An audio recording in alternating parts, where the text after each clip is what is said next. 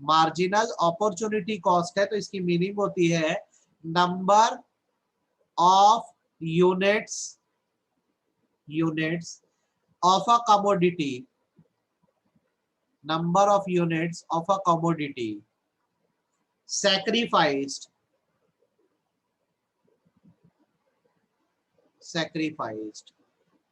to gain additional unit of commodity,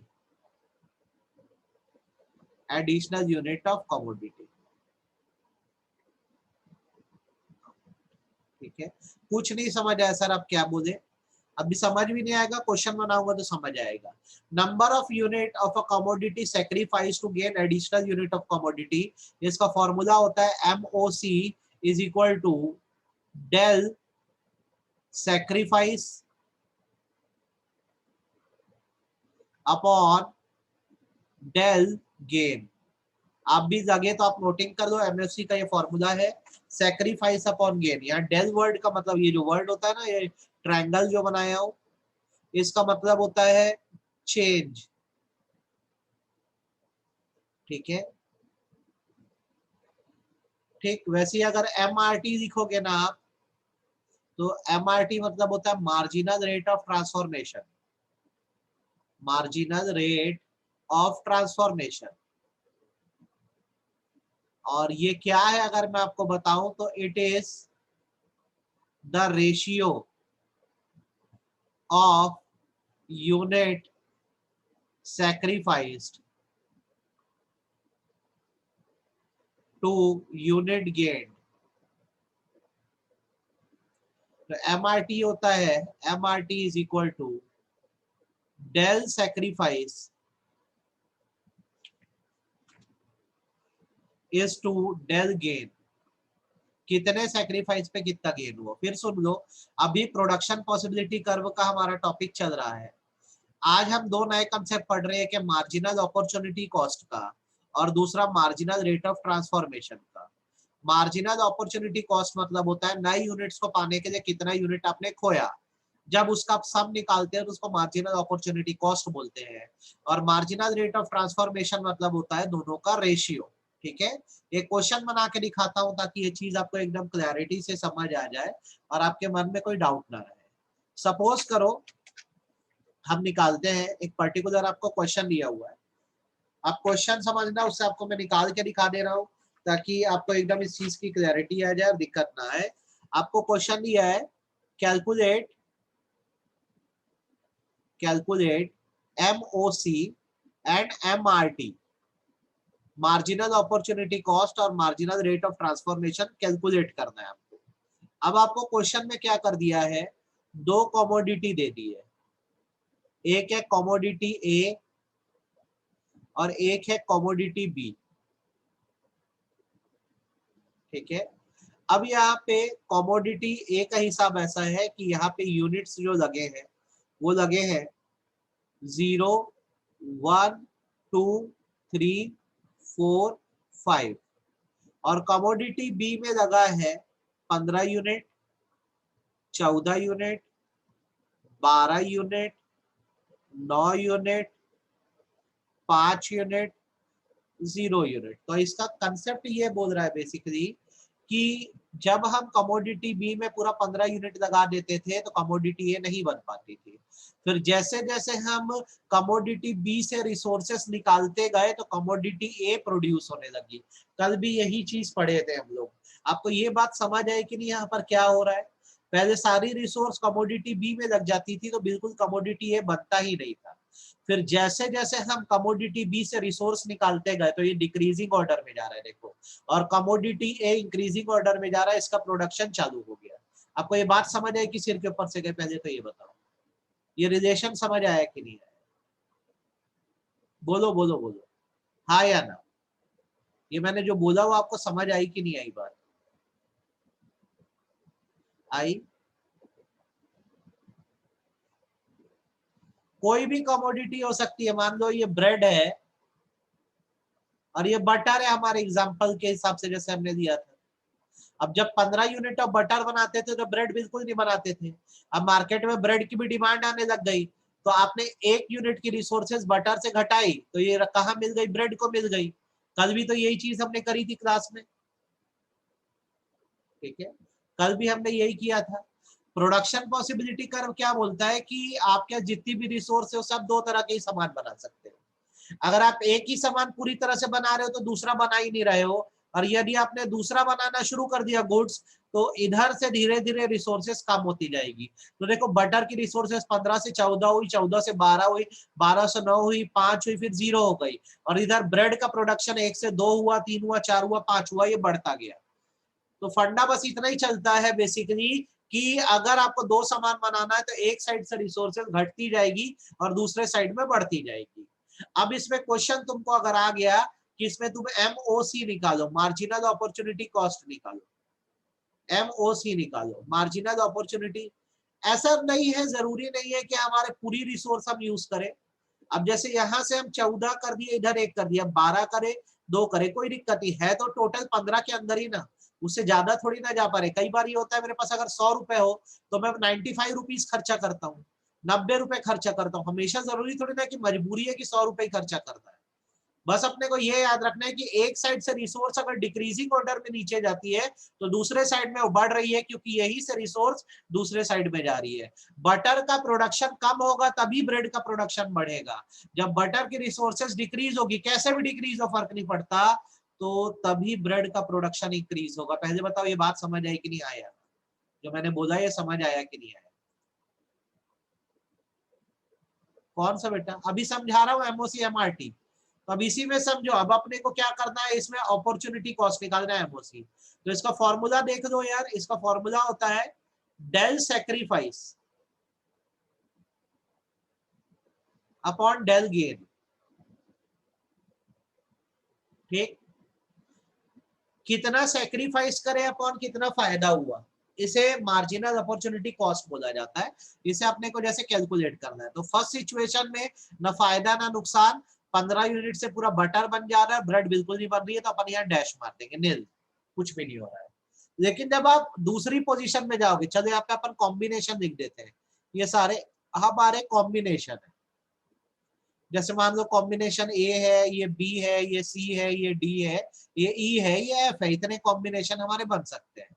तो यार जब पहला कॉम्बिनेशन ए आप देखोगे ना, कॉम्बिनेशन ए आप देखोगे तो ना फायदा हो रहा है ना नुकसान हो रहा है, कोई रिसोर्स कम नहीं हो रही है, पूरे 15 यूनिट की बटर बन जा रही है, तो ना सेक्रीफाइस है ना गेन है। लेकिन जब आप अगले पर आते हो, कॉम्बिनेशन बी पे आते हो, तो बटर पहले 15 थी, अब कितनी हो गई, 14 यूनिट हो गई। तो क्या यहाँ पे सेक्रीफाइस हुआ, और अगर हाँ तो कितने यूनिट का, ये बताओ। पहले बटर में 15 यूनिट लगते थे, अब 14 यूनिट लगते हैं, तो बताओ सेक्रीफाइस कितने का है, बोलो कितने का सेक्रीफाइस है। पहले बटर में 15 यूनिट लगते थे, अब 14 यूनिट लग रहे हैं, तो 15 माइनस 14, ठीक है, 15 माइनस 14। और ये बताओ ब्रेड का फायदा कितने का हो रहा है, ब्रेड का गेन कितना हो रहा है, ये बताओ। पहले एक भी ब्रेड नहीं बनती थी, अब 1 यूनिट बन रही है, तो ब्रेड का गेन कितना हो रहा है, ब्रेड का गेन है 1 यूनिट से, ठीक बात है, ब्रेड का फायदा हो रहा है। तो बेसिकली अब यहाँ पे समझो, 15 माइनस 14 कितना होता है, 1 होता है। तो आपने सेक्रीफाइस भी 1 यूनिट का किया, आपने सेक्रीफाइस भी 1 यूनिट का किया, और आपको गेन भी 1 यूनिट का हुआ, तो कॉम्बिनेशन बी में आपकी मार्जिनल अपॉर्चुनिटी कॉस्ट 1 आ जाती है, 1 आ जाती है। अब अगला देखो, कॉम्बिनेशन सी देखो, बटर 14 से कितनी हो गई, 12, तो सेक्रीफाइस कितने का है बताओ। बटर जो है, बटर को गेन हो रहा है, बटर जो है वो पहले 14 यूनिट बनाई जाती थी, अब 12 यूनिट बनाई जा रही है, तो कितने का नुकसान हो रहा है बटर को, 2 यूनिट का। और ब्रेड का फायदा कितने यूनिट का हो रहा है बताओ, ब्रेड का फायदा कितने यूनिट का हो रहा है बताओ, ब्रेड का फायदा कितने यूनिट का हो रहा है। पहले 1 यूनिट ब्रेड बनता था, अब 2 यूनिट ब्रेड बन रहा है, तो 1 ही यूनिट का फायदा हुआ ना, 1 ही यूनिट का फायदा हुआ। देखो हर बार हम क्या कर रहे हैं, बटर में सेक्रीफाइस हो रहा है तो ब्रेड में फायदा हो रहा है। पहले बटर जो है 15 यूनिट से 14 यूनिट हुई है, उसका सेक्रीफाइस था।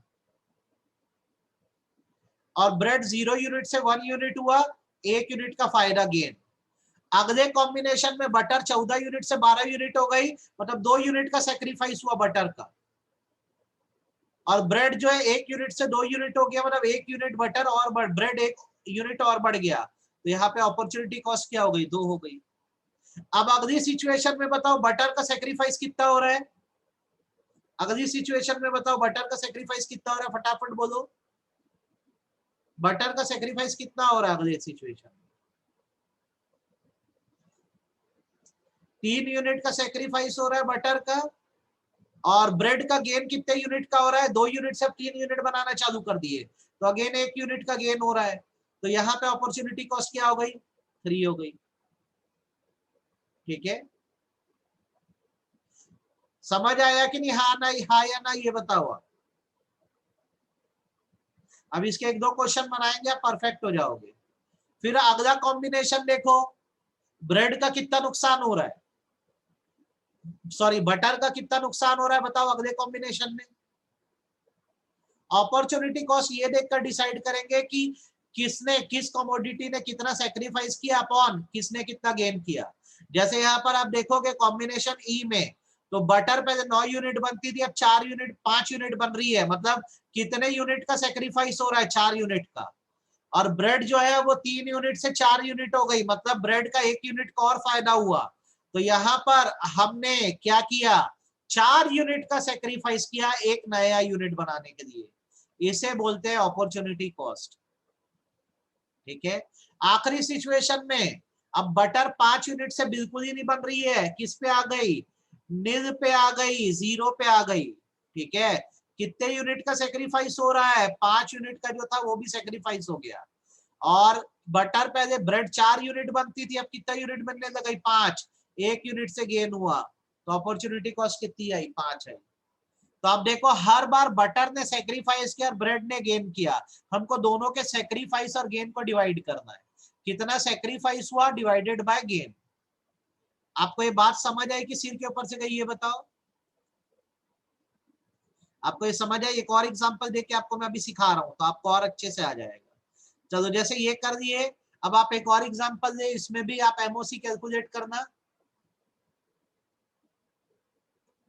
आप इसमें भी एमओसी कैलकुलेट करना और ये आप करके दिखाना मेरे को। ठीक है, ध्यान से देखो, अच्छे सीखो। आपके लिए क्वेश्चन क्या है, आपके लिए क्वेश्चन है, गुड्स दिया हुआ है आपको, चॉकलेट, ध्यान से देख लो, अच्छे सिखा दे रहा हूं, कोई डाउट नहीं आना चाहिए। चॉकलेट और आइसक्रीम,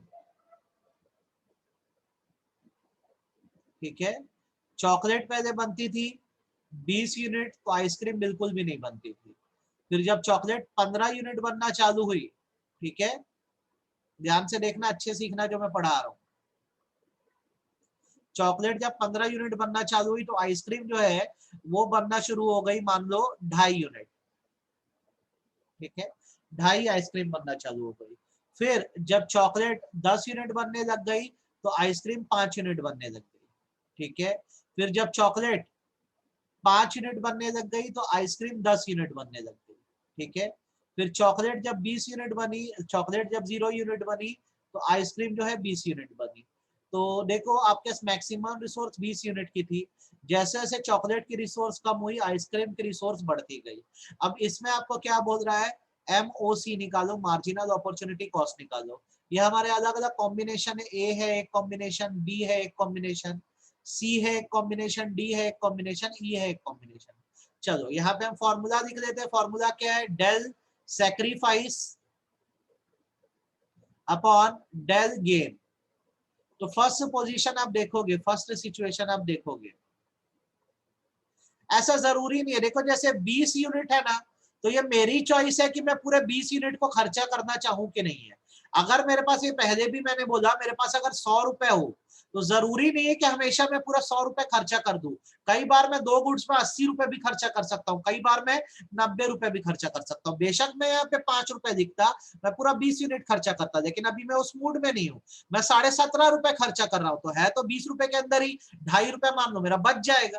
ठीक है, आपके पास मैक्सिमम 20 रुपए है, अब उसमें से आपको कितना खर्चा करना है आप देखो। मेरी बात आई होप समझ आ गई होगी।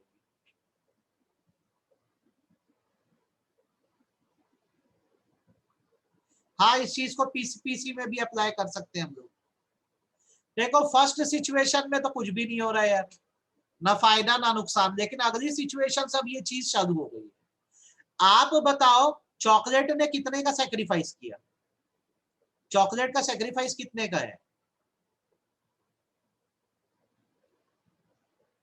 5 यूनिट का है। और आइसक्रीम का गेन कितने का है? आइसक्रीम का गेन कितने का है? 2.5 यूनिट का है। तो आपका अपॉर्चुनिटी कॉस्ट क्या आ जाएगी? 2 आ जाएगी, 2 आ जाएगी आपकी अपॉर्चुनिटी कॉस्ट। ठीक है, अगला सवाल, कितना सेक्रीफाइस है चॉकलेट से आइसक्रीम का, ये बताओ। चॉकलेट का अब आगे कितना सेक्रीफाइस है कॉम्बिनेशन नंबर सी में? कितना सेक्रीफाइस है बेटा? 5/2 करोगे तो 5/2.5 करोगे तो 2 ही आएगा ना। 5 को 2.5 से डिवाइड करोगे तो कितना सेक्रीफाइस है? 15 यूनिट से 10 यूनिट में आ गए हो, मतलब 5 यूनिट का सेक्रीफाइस है। अपॉन कितना गेन हो रहा है यार आइसक्रीम का, तो 2.5 यूनिट से 5 यूनिट बनाने लग गए, मतलब अगेन 2.5 यूनिट का गेन है। तो आपकी अपॉर्चुनिटी कॉस्ट क्या आ गई? 2 आ गई। ठीक है, नेक्स्ट कॉम्बिनेशन में बताओ क्या सेक्रीफाइस है? चॉकलेट का सेक्रीफाइस कितना है बोलो? अगले कॉम्बिनेशन में कितना सेक्रीफाइस कर रहा है चॉकलेट? 5 का। ठीक है, और आइसक्रीम का गेन कितने का है बताओ? आइसक्रीम का गेन कितने का है? फायदा कितने का हो रहा है आइसक्रीम का? आइसक्रीम का गेन कितने का हो रहा है बताओ? फटाफट बोलो कितने का गेन आइसक्रीम का? पहले 5 यूनिट बनाते थे, अब 10 यूनिट आइसक्रीम बनाने लग गए। 5। तो अपॉर्चुनिटी कॉस्ट क्या आ जाएगी? 5/5 1। आखिरी सिचुएशन में चॉकलेट का सेक्रीफाइस कितना हुआ? 5 यूनिट बनाते थे, 0 पे पहुंच गए, 5 का सेक्रीफाइस। और अपना आइसक्रीम पहले 10 यूनिट बनती थी, अब कितना यूनिट बनने लगा? 20 यूनिट। तो फायदा कितने का हुआ? 10 का। तो ये कितना हो गया? 0.5। तो हर बार हमको यही करना है, देखना है कि हर कॉम्बिनेशन में सेक्रीफाइस कितना हो रहा है, मतलब कितने यूनिट छोड़े जा रहे हैं, अपॉन दूसरे यूनिट का या दूसरे गुड्स का कितना फायदा हो रहा है। हर बार हम यही कर रहे हैं।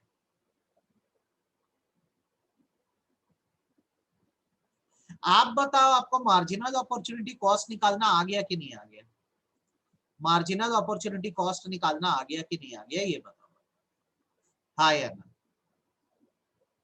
आपको एमओसी निकालना आ गया कि नहीं आया, ये बता दो।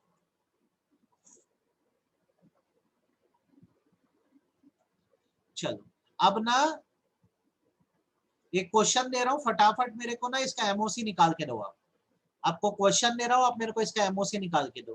कैलकुलेट, फटाफट अभी निकालो, मेरे को आंसर देना।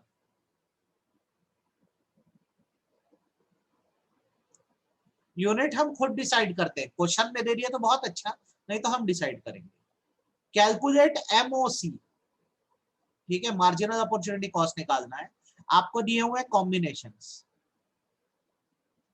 आपको दिया हुआ है गुड्स, तो एक साइड में आपको दिया है पिज्जा और दूसरे साइड में आपको दिया बर्गर। या तो पिज्जा बनाओगे या तो बर्गर बनाओगे। ठीक है, जब आप पिज्जा 30 यूनिट बनाते हो तो बर्गर बिल्कुल नहीं बनाते हो। जब आप पिज्जा 30 यूनिट बनाते हो तो बर्गर आप बिल्कुल नहीं बनाते हो। अब क्या हुआ, जब आपको बर्गर बनाना था तो जैसे आपने पिज्जा से रिसोर्सेस निकाली, जैसे इसको 25 किया तो हुआ ये कि आप 5 बर्गर बनाना चालू कर दिए। ठीक है, फिर आपने रिसोर्सेस को मान लो 15 किया तो आप मान लो 10 बर्गर बनाना चालू कर दिए। फिर आपने रिसोर्सेस को जैसे 5 किया तो आप मान लो आगे 20 बर्गर बनाना चालू कर दिए। ठीक है, और जब रिसोर्सेस को 0 किए तो आप मान लो 30 बर्गर बनाना चालू कर दिए। अब 30 से ज्यादा तो बना ही नहीं सकते। ये आपके कॉम्बिनेशन है, A B C D E. अब आप क्या करो, मेरे को इसमें एमओसी निकाल के बताओ फटाफट, कितना कितना आएगा। पहला तो नील होता है क्योंकि इसमें फायदा है ना नुकसान है। अगले से शुरू करो और फटाफट बताओ क्या क्या होगा। फटाफट बताओ, कॉम्बिनेशन बी का बोलो क्या होगा। कॉम्बिनेशन बी का क्या होगा, चलो बताओ।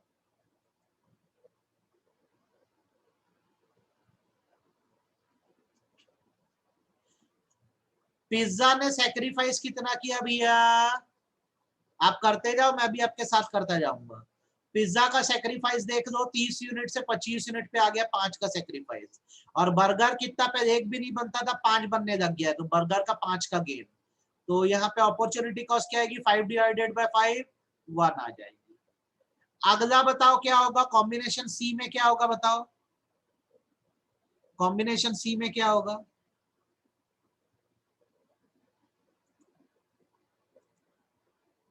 कॉम्बिनेशन सी में क्या होगा बताओ। पिज्जा का सेक्रीफाइस 25 यूनिट से 10 यूनिट हो गया, 15 यूनिट हो गया, मतलब 10 यूनिट का सेक्रीफाइस। और बर्गर 5 यूनिट से अब 10 यूनिट बनने लग गया, तो इसका गेन हुआ 5 यूनिट का। तो आपका आएगा अपॉर्चुनिटी कॉस्ट कितना, 2।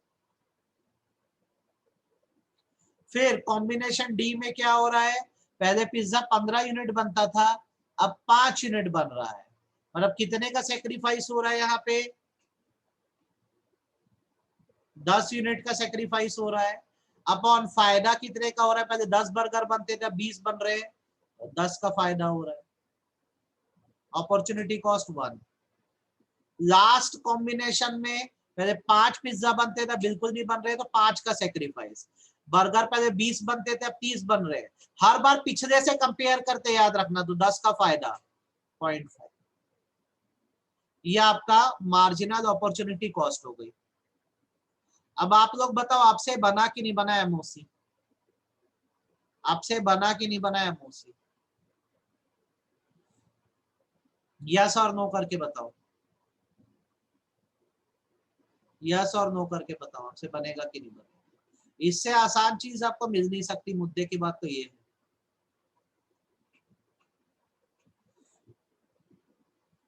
बन गया, इसके आज क्वेश्चन भेजूंगा, मेरे को बना के देना एमओसी के। साइड में मैं तुमको एमआरटी भी निकाल के दे रहा हूँ, समझ लो एमआरटी क्या होता है, मार्जिनल रेट ऑफ ट्रांसफॉर्मेशन, ये दोनों एक साथ देता है। एमओसी का क्या फॉर्मूला था, del sacrifice upon del gain, ये एमओसी का फॉर्मूला है, ठीक है, मार्जिनल अपॉर्चुनिटी कॉस्ट। एमआरटी का फॉर्मूला होता है इसी का रेशियो बताना, del sacrifice is to del gain, बस रेशियो बता दो। पहला रेशियो क्या है, सेक्रीफाइस 5 का हो रहा है, तो 5p मतलब 5 pizza is to 5b 5 burger, 5 pizza के सेक्रीफाइस पे 5 बर्गर का फायदा हुआ। किसमें भवरीन, ई में। 5 कैसे आया, ये 0.5 है वैसे, 5 पिज्जा बनाए जाते थे, अब 0 हो गए, मतलब सेक्रीफाइस 5 का हुआ। और 20 बर्गर बनाए जाते थे, अब 30 बर्गर बनाए जा रहे हैं, मतलब गेन 10 का हुआ। ठीक है, आई होप समझ आई होगी बात आपको। मार्जिनल रेट ऑफ ट्रांसफॉर्मेशन में इसी का रेशियो बता देते हैं, कितने सेक्रीफाइस पे कितना गेन। जब 5 पिज्जा सेक्रीफाइस हुए तो 5 बर्गर का गेन हुआ, 5 बर्गर का गेन हुआ। अगली सिचुएशन में 10 पिज्जा का सेक्रीफाइस हुआ इज टू 5 बर्गर का गेन हुआ। अगली सिचुएशन में 10 पिज्जा का सेक्रीफाइस हुआ तो 10 बर्गर का गेन हुआ। वही तो कर रहे हो ना, जो है डिवाइड करे तो उसी को रेशियो फॉर्म में लिख देते हो। 5 पिज्जा का सेक्रीफाइस हुआ तो 10 बर्गर का गेन हुआ। आप यहाँ पे हर जगह क्या करे हो, सेक्रीफाइस गेन करे हो ना, इसी को रेशियो में लिख दो। पी माने पिज्जा, बी माने बर्गर। आपको एमआरटी समझ आया कि नहीं आया, सेक्रीफाइस और गेन का रेशियो लिख देना बस, ये एमआरटी कहलाता है।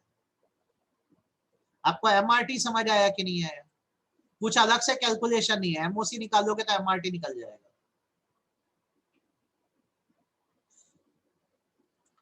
तो मुझे लगता है कि आप सभी को हैंड रेस करो, तो जो मैंने आज पढ़ाया समझ आया कि नहीं अच्छे से पूरा, सभी सर, सभी एमआरटी में नहीं है बेटा। अब यहाँ पर देख, जैसे कॉम्बिनेशन सी है जैसे तुम्हारा, तो इसमें पिज्जा का सेक्रीफाइस 10 यूनिट का था, तो हमने लिखा 10 पी, और बर्गर का गेन जो था 5 यूनिट का था, तो इस टू 5b 5 बर्गर। अगली सिचुएशन में जब तुम देखोगे कॉम्बिनेशन डी में गए, तो 15 पिज्जा से 5 बनाना शुरू कर दिए हो, मतलब 10 पिज्जा कम कर दिए, तो 10 का सेक्रीफाइस है। और यहाँ पर देखो कि बर्गर 10 यूनिट बनाते थे, 20 यूनिट बनाना चालू कर दिए, तो 10 बर्गर का गेन है। तो हम इसमें यही शो करते हैं, सैक्रिफाइस इज टू गेन का ratio, sacrifice is to gain का रेशियो शो करते हैं बस, और कुछ नहीं अलग से। पी मतलब होता है, जैसे कॉमोडिटी का नाम, जैसे गन है तो जी लिख देना, बुलेट है तो बी लिख देना। पी मैंने इसीलिए लिखा है आपके लिए क्योंकि वो पिज्जा डिनोट करेगा, तो 5P मतलब 5 पिज्जा, और बी मतलब होता है बटर, बर्गर, है ना। ये गुड्स का कोड मैंने दे दिया और उससे ज्यादा कुछ नहीं किया। मैं डायरेक्ट भी लिख देता तो कोई दिक्कत नहीं होती। ठीक है यार, आप हैंड रेस करके बताओ तो आपको ये समझ आया कि नहीं आया सभी को, बाकी लोग को नहीं आया समझ में। लेट ज्वाइन करने से थोड़ा नुकसान है बेटा, ऑन टाइम ज्वाइन किया करो पहली बार। ठीक है, लेट मत करना। यहाँ पे आज आपको मैंने एमओसी एमआरटी का कंसेप्ट बताया। अभी मैं थोड़ी देर बाद इसकी शीट भेजूंगा, आप मेरे को एमओसी एमआरटी निकाल निकाल के दिखाना क्वेश्चंस के। ठीक है, क्या आप ये करोगे? जैसे कल ग्रुप में भेजे थे ना, आज भी सॉल्व करके भेज देना एमओसी एमआरटी को, मैं आपको भेजूंगा, आप मेरे को बना के देना। ठीक है, डेट्स इट फॉर टुडे, हम ये कर रहे हैं। ठीक है, एक बार ये हो जाए तो पूरा आपको मैं नोट्स एक साथ भेज देता हूँ इसका, फिर आप नोट्स पूरे पढ़ेंगे और ये खत्म हो जाएगा।